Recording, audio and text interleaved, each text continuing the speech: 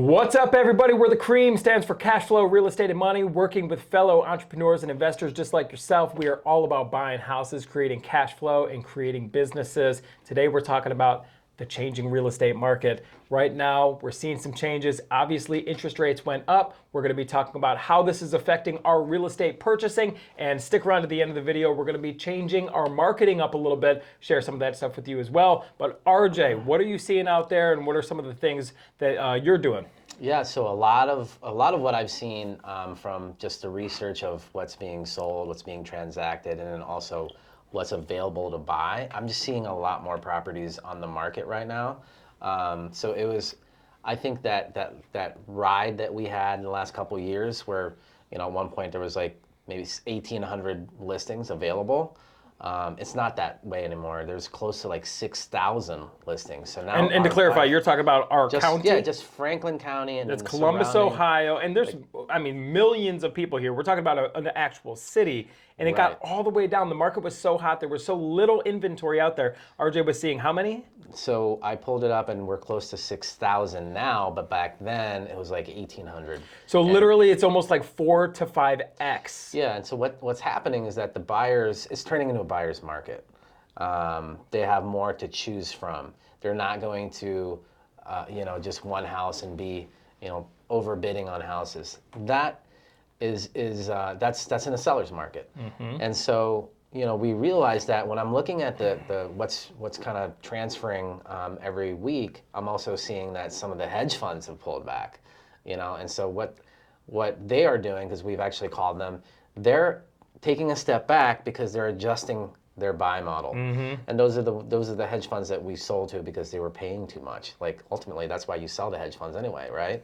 We want to sell the properties. We sell the properties that don't make sense, meaning that they're not in areas where we want to invest, or the numbers don't work to do the BRRRR strategy, and we're wholesaling it. And we're wholesaling those properties to the ones who are paying the most, which are the hedge funds. So just to clarify that piece. So I'm seeing that it's slowly starting to get into more of a buyer's market, and so we're making some adjustments.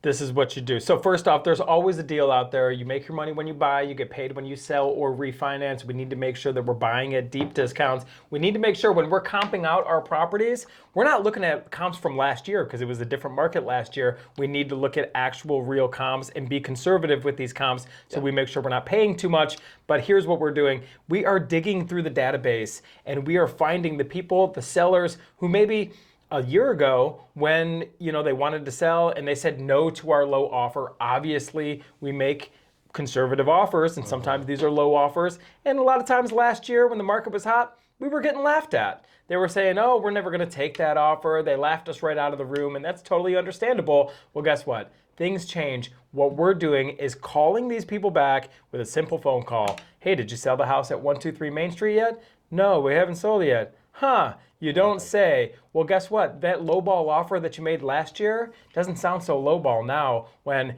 3 of their neighbors are also selling for less than they wanted the last time. So, hey, some of the sellers, they were greedy a little bit. They kept holding out for more money, holding out for more money. Well, now things have changed. They're not even anywhere close to what they used to want for the property. We are digging through our database. We're instructing our acquisitions people to dig through our database and ask these sellers if their property is still for sale.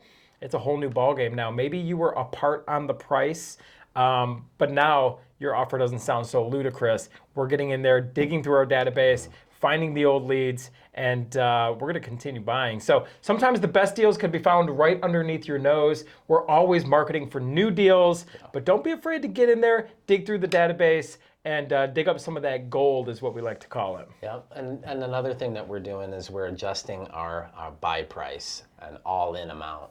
So many years as this market was hot, we were looking to be about 70%, 75% in some areas where we saw the appreciation. That's all in too, right? That's all in. That's what all in means. Is just your purchase and your renovation costs or rehab costs. And so now we're looking for deals where we can be all in about 60%. That's going to insulate us. That's going to help us get better deals to do a good rehab, and then to approach a bank that can give us all of our money back, plus we can pay ourselves, right? So, You know, we just saw a quote today from a bank that they're still lending, but a little bit higher interest rate. And instead of 75%, they're now at 70%.